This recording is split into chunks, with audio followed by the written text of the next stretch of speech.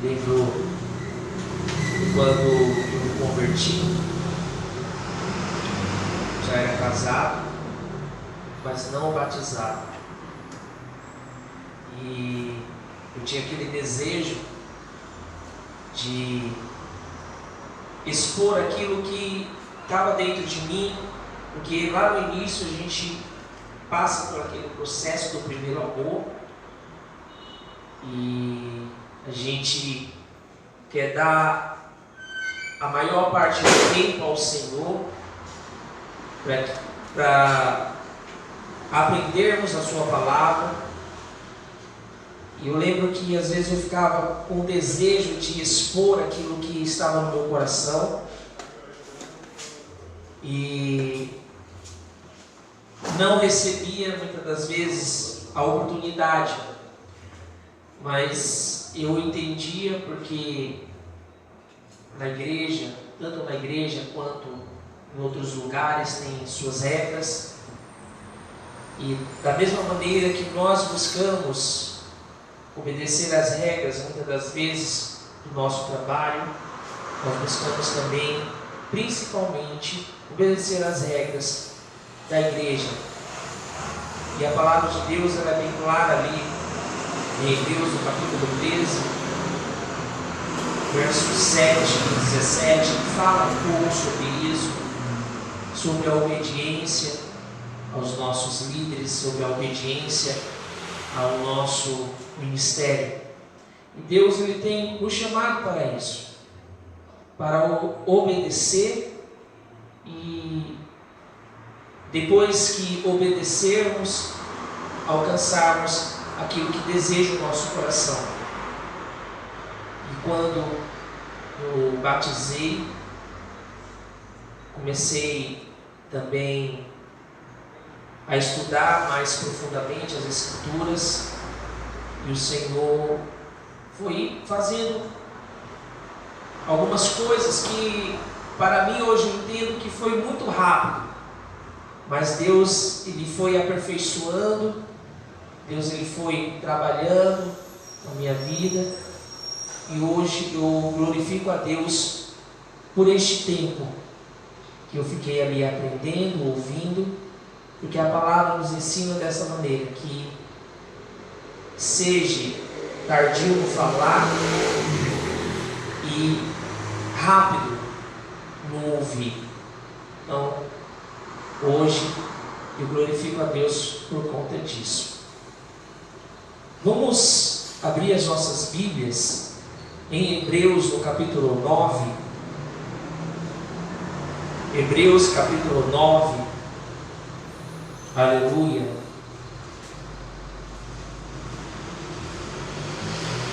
Às vezes ficamos tristes porque sabemos que a nossa igreja não tem um número avantajado de membros, mas tem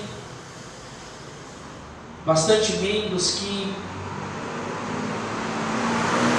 poderiam estar aqui de alguma forma, mas trocam estar na presença de Deus. Às vezes, quando nós estamos estudando uma mensagem, teólogos, eles costumam dizer que uma ministração ela não demora menos do que 8 horas de estudo, e muitas das vezes a pessoa poderia estar aqui para ouvir não apenas aquilo que é estudado, mas aquilo que o Espírito Santo de Deus tem para ministrar aos corações. E às vezes eu falo por mim, quando eu sei os dias das minhas ministrações e quando não dá durante o decorrer do dia, às vezes eu entro à madrugada, às vezes vou até 3, 4 horas da manhã, estudando uma mensagem como essa, para transmitir à igreja. E às vezes a gente fica triste, porque pessoas que às vezes nem trabalharam durante o dia poderiam estar aqui e não estão. Mas Deus, Ele sabe de todas as coisas, e a palavra de Deus diz que as nossas obras serão provadas pelo fogo. Vamos nos colocar de pé. Hebreus capítulo 9, glórias a Deus, diz assim, vamos ler até o verso 10, que é o versículo 10. Ora, também o primeiro tinha ordenanças de culto divino e um santuário terrestre, porque um tabernáculo estava preparado, o primeiro em que havia candeeiro e a mesa e os pães da proposição, ao que se chama o santuário. Mas depois o segundo véu estava o tabernáculo, que se chama o Santo dos Santos, que tinha um incensário de ouro e a arca do concerto, coberta de ouro toda em redor, em que estava um vaso de ouro que continha o maná e a vara de Arão, que tinha florescido, e as tábuas do concerto, e sobre a arca os querubins da glória, que faziam sombra no propiciatório, das quais coisas não falaremos agora particularmente. Ora, estando estas coisas assim preparadas a todo tempo, entravam os sacerdotes no primeiro tabernáculo, cumprindo os serviços, mas no segundo só o sumo sacerdote uma vez no ano, não sem sangue, que oferecia por si mesmo e pelas culpas do povo, dando nisso a entender o Espírito Santo que ainda o caminho do santuário não estava descoberto, enquanto se conservava em pé o primeiro tabernáculo, que é a minha alegoria, que algumas traduções traz parábola, para o tempo presente, em que se oferecem dons e sacrifícios que, quanto à consciência, não podem aperfeiçoar aquele que faz o serviço, consistindo somente em manjares e bebidas e várias abluções e justificações da carne impostas até ao tempo da correção. E algumas traduções trazem outra palavra, a última parte aqui, imposta até o tempo da reforma. Amém? Feche seus olhos. Pai, em nome de Jesus, é o momento da Tua palavra. Venha abrir os nossos entendimentos, o nosso coração, para que a Tua palavra prospere, ao qual será enviada nesta noite. Fala conosco, Senhor, no íntimo e no profundo dos nossos corações, e ensina-nos, ó Pai, da Tua palavra, porque ela é o caminho que nós percorreremos para alcançarmos a vida eterna, em nome de Jesus. Amém. E graças a Deus. Pode se sentarem. Glórias a Deus.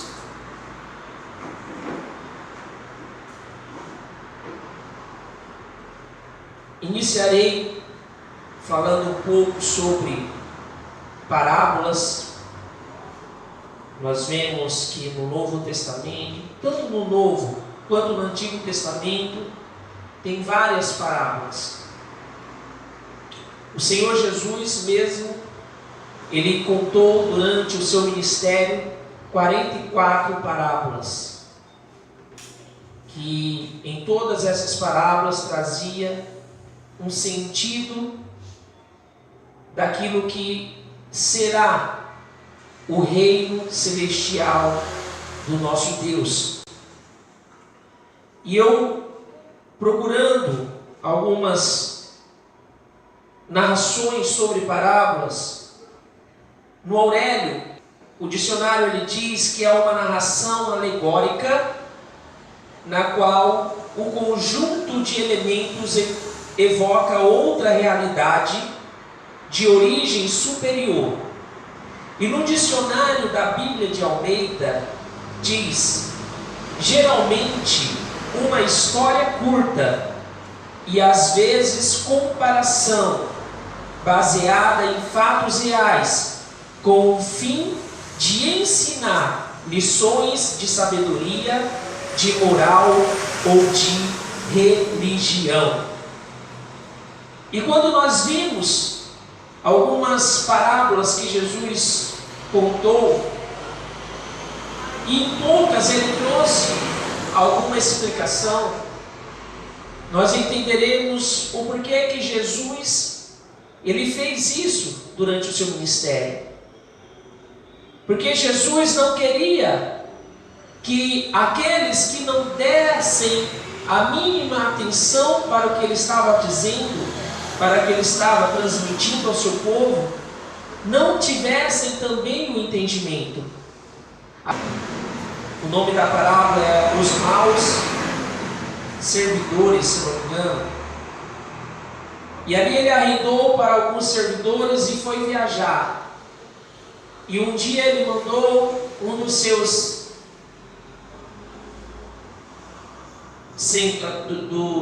dos seus funcionários ali receber a quantia que tinha sido combinado para que aqueles servidores que arrendaram o campo pagassem. E ali, quando ele chegou, ele foi esbofeteado e amarraram ele até ao ponto de matar. Em um certo momento ele enviou o seu próprio filho e disse para si mesmo: eu enviarei meu filho e eles temerão e pagarão, porque ele é o meu filho. Então enviou o filho e ali fizeram o mesmo que fizeram com o primeiro funcionário que foi enviado. E essa parábola quer dizer que os primeiros, aqueles primeiros que foram enviados, seus primeiros funcionários que foram enviados, eram os profetas. E o seu filho era o próprio Senhor Jesus Cristo. E o dono daquele campo era o próprio Deus Pai. E aqueles ceifeiros que tinham arredado o campo eram os israelitas.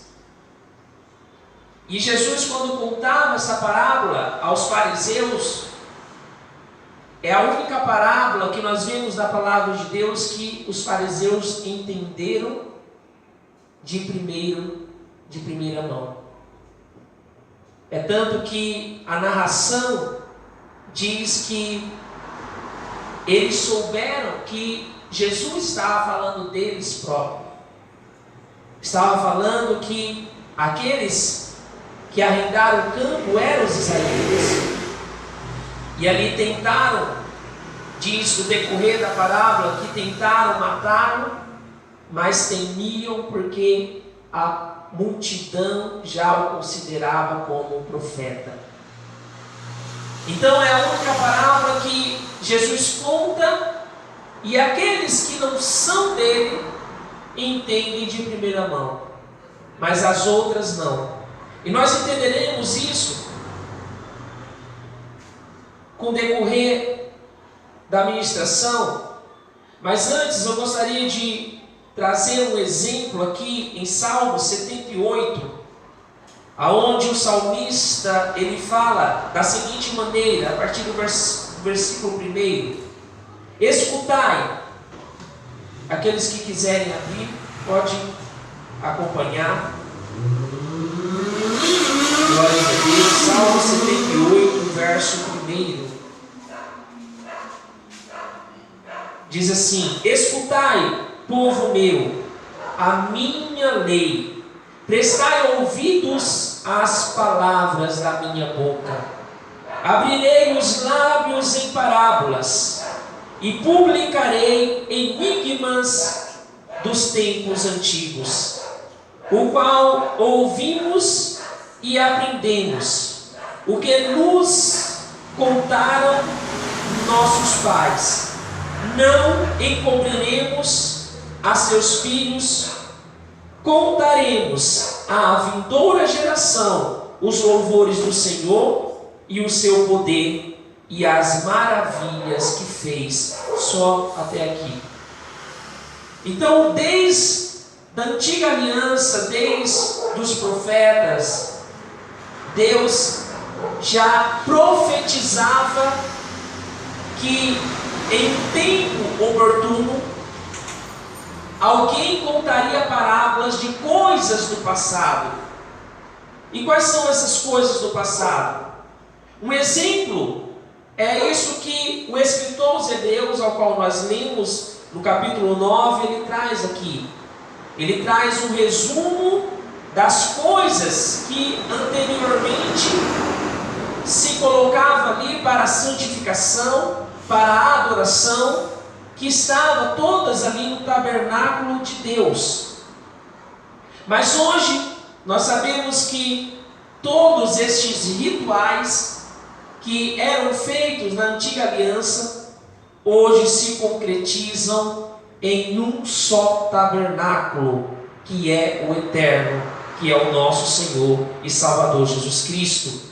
Este tabernáculo, nele nós temos o livre acesso.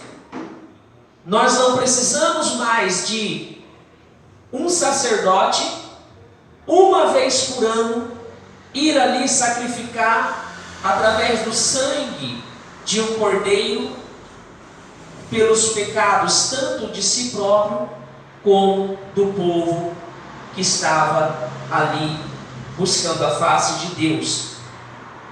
Hoje nós temos um único sacrifício que foi feito pelo cordeiro verdadeiro que desceu do céu, que é o Senhor Jesus Cristo. Então hoje somos purificados não mais por aquele sangue que estava ali no passado, mas somos hoje purificados pelo único sangue que nos comprou e nos purifica de todo o pecado, que é o sangue do Senhor Jesus Cristo. Em uma parábola que Jesus ele conta ali no capítulo 13, que é a parábola do semeador de Mateus, capítulo 13 de Mateus, no versículo 13, ele dá a explicação da parábola que ele tinha contado. Começa a explicar e um ponto nos chama a atenção, que Jesus ele diz ali no versículo 13, onde ele diz: por isso lhes falo por parábolas, porque vendo não veem, e ouvindo não ouvem, nem entendem. De quem que Jesus estava falando sobre isso? De quem que Jesus estava demonstrando que quem eram esses que ouviam e não entendiam? Viam, mas eram como se estivessem cegos. Eram aqueles a quem o Senhor tinha vindo. Porque agora na parte que Marcos ele conta, e essa parte eu gostaria que vocês acompanhassem, Marcos capítulo 4, verso 10, a partir do versículo 10, porque uma parábola é uma ferramenta eficaz para revelar a verdade aos fiéis e ocultá-la daqueles que a rejeitam. A parábola ela sempre será uma visão para aqueles que estão interessados nela, e serão sempre ocultadas para aqueles que a rejeitam. E aqui em Marcos, que é a mesma parábola, a mesma explicação, mas com algo a mais, Marcos ele narra, a partir do verso 10, quando Jesus ficou só, o que estavam junto dele com os 12, o interrogaram a respeito das parábolas. Ele lhes respondeu: a vós outros vos é dado conhecer o mistério do reino de Deus, mas aos de fora tudo se ensina por meio de parábolas, para que, vendo, vejam e não percebam, e ouvindo, ouçam e não entendam.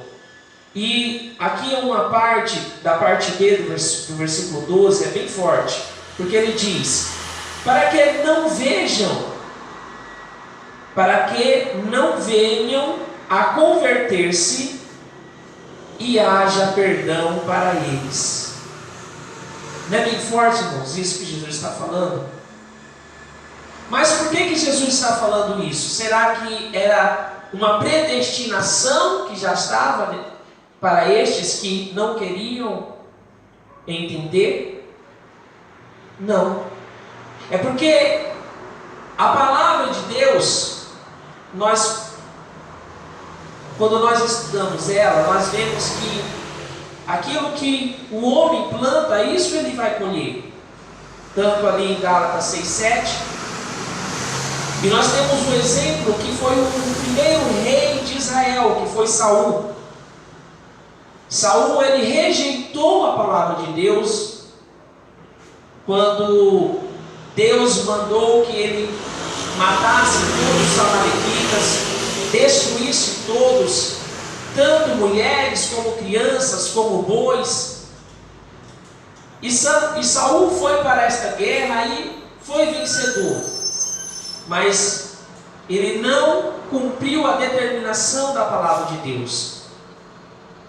Então, quando acabou a guerra, ele pegou Agag, que era o rei dos amalequitas, trouxe consigo, trouxe os bois e toda a riqueza dos amalequitas ele trouxe consigo. E ali no capítulo 15 de 1 Samuel, Samuel se levanta, direcionado por Deus, vai até Saul e diz a Saul no versículo 23: visto que rejeitaste a palavra de Deus, ele também rejeita a ti, para que não sejais mais rei.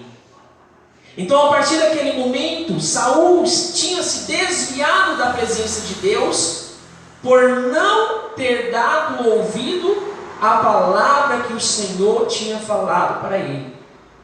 Então foi algo que Saul mesmo plantou. E a palavra de Jesus, a palavra de Deus, ela é bem clara, ali em Jeremias 1:12, que ele vela para que se cumpra a sua palavra. Ali na carta, uma das cartas de Paulo, não me recordo qual, ele diz que ainda que sejamos infiéis, ele permanece fiel. Mas fiel a quem? Fiel à sua própria palavra, que não pode ser voltada atrás. Porque seria como se alguém desse uma palavra, falasse: olha, um exemplo, Sérgio, amanhã você pode contar comigo, eu estou te dando a minha palavra. E chega amanhã, eu não apareço, eu não dou notícia, eu não aviso o porquê que eu não fui. Ou seja, eu estou voltando atrás com minha palavra e não estou sendo verdadeiro. Então é assim que a palavra de Deus ela se concretiza na vida de uma pessoa. E era exatamente isso que Jesus estava dizendo: olha, para que não venham a converter-se e haja perdão para eles. Jesus já estava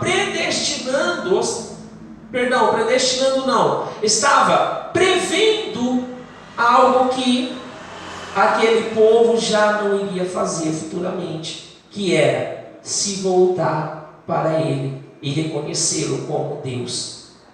Infelizmente, assim aconteceu. O povo israelita até os dias de hoje passa por guerras, nunca conseguiu seu território 100% que pertence a ele, mas chegará um dia que isso concretizará na vida deles, porque é uma promessa de Deus. Então, é um grande exemplo para todos nós, para que nós venhamos dar crédito à palavra de Deus, atenção à palavra de Deus, para que isso também não venha acontecer com cada um de nós. Porque o que nós entendemos aqui? Você plantou a rejeição, você vai colher a rejeição. E isso Deus não pode voltar atrás, porque está na sua palavra. É um decreto que Ele já determinou de antemão, para que nós viéssemos andar por ela. Então, aqui, voltando lá para o começo, do capítulo 9 de Hebreus, os versos 8, 9 e 10, nós entenderemos melhor agora. Os primeiros versículos nós falamos sobre os utensílios do tabernáculo, e aqui nós entenderemos um pouco sobre isso, que o escritor ele diz, dando nisto a entender o Espírito Santo, que ainda o caminho do santuário não estava descoberto, ou seja, o véu ainda havia divisão entre o homem e Deus, enquanto se conservava em pé o primeiro tabernáculo, que é uma alegoria ou parábola para o tempo presente, em que se oferecem dons e sacrifícios, que quanto à consciência, não podem aperfeiçoar aquele que faz o serviço. Ou seja, era um sacrifício imperfeito. Verso 10. Consistindo somente em manjares e bebidas e várias abluções e justificações da carne, impostas até ao dia da correção ou ao dia da reforma. Qual foi o dia desta correção? Qual foi o dia desta reforma?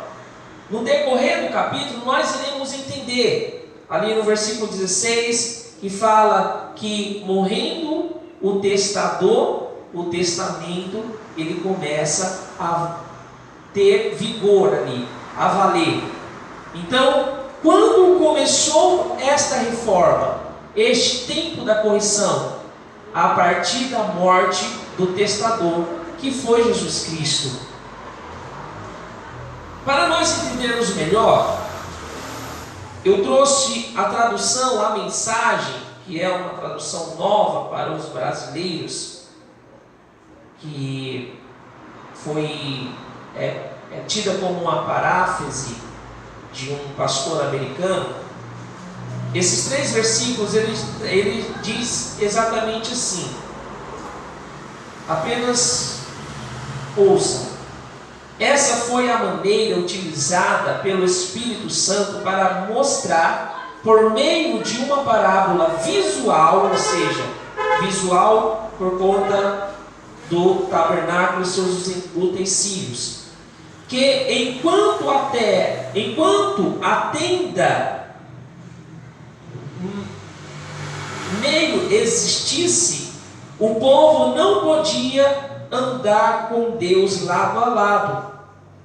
Neste sistema, as oferendas e os sacrifícios não podem, de fato, chegar ao âmago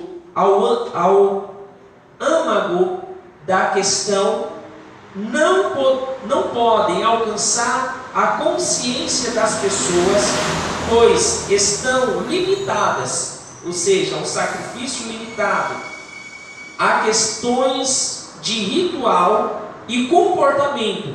Trata-se essencialmente de um arranjo temporário, até que uma revisão completa pudesse ser feita.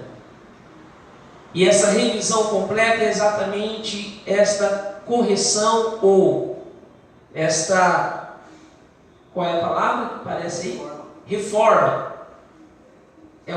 foi feita uma reforma por Jesus Cristo a partir do momento que Ele morreu e se sacrificou por cada um de nós. Então, o porquê de todos esses rituais? O porquê que, se era algo passageiro, por que Deus queria ensinar sobre todos esses rituais? No mesmo capítulo, e agora nós encerraremos logo a seguir, no mesmo capítulo 9, nós entenderemos o porquê de todas estas coisas. No verso 23 e 24. Porque teve que haver toda essa demonstração. Diz assim: de sorte que era bem necessário que as figuras das coisas que estão no céu assim se purificassem, mas as próprias coisas celestiais com sacrifícios melhores do que estes. Porque Cristo não entrou num santuário feito por mãos, figura do verdadeiro, porém no mesmo céu para agora comparecer por nós perante a face de Deus. O que eram essas figuras do tabernáculo? Figuras de coisas celestiais. Ou seja, da mesma maneira que os anjos já faziam de antemão diante de Deus toda aquela... Existem outras palavras, mas que me fugiu à mente.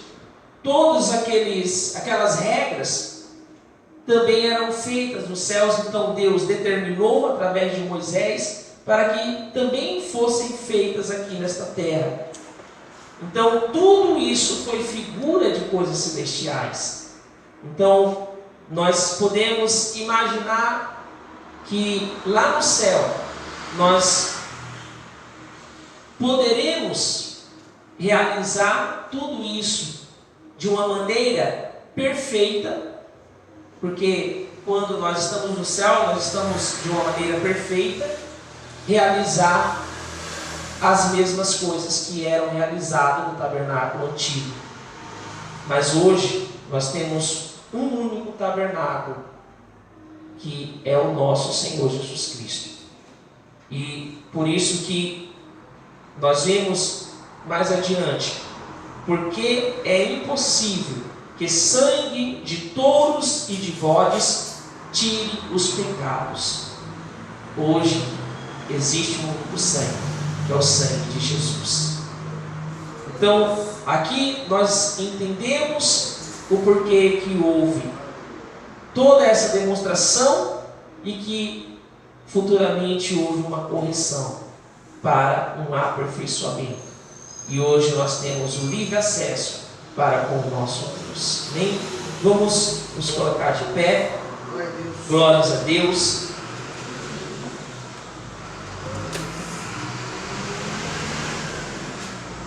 Por isso que Paulo, no capítulo 8 de Romanos, no primeiro versículo, ele diz: porque nenhuma condenação mais há para aqueles que estão em Cristo Jesus. Por quê? Porque o aceitaram e foram purificados pelo seu sangue. Feche seus olhos. Pai, em nome de Jesus, nós te louvamos e te agradecemos pela oportunidade que o Senhor nos deu esta noite, de ouvirmos a Tua palavra, de aprendermos de Ti. Senhor, toma as nossas vidas em Tuas mãos. Nós cremos, ó Deus, que somos purificados pelo sangue do Cordeiro. Não um Cordeiro, Senhor, como na antiga aliança, mas um Cordeiro perfeito, que veio dos céus para nos santificar, nos purificar de todo o pecado.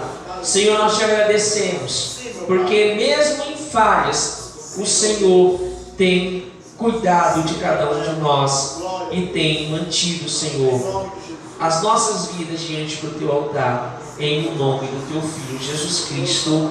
Amém e graças a Deus. Amém? Pastor Sérgio. Graças a Deus, né, irmãos? Amém?